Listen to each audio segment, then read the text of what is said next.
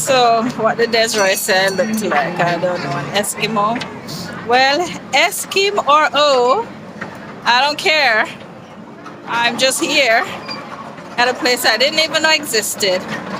And as we said, I'm in Gatlinburg in Tennessee at the motorway where drag racing happens and